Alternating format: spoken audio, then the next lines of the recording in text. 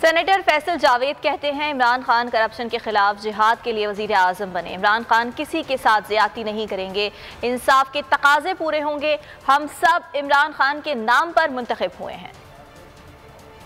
अब तीसरी क्लैरिटी ये होनी चाहिए, कोई ग्रुप बनाए, कोई ये कहे कि हम यूं कर देंगे वो कर देंगे। इमरान खान साहब पहले तो एक चीज क्लियर कर चुके हैं कि इंसाफ के तकाजे पूरे होंगे और जो तहफ़्फ़ुज़ात हैं उनको सुना भी गया और उन्होंने ये भी कहा कि किसी के साथ ज्यादती नहीं होनी चाहिए और ना होगी। ठीक है जी।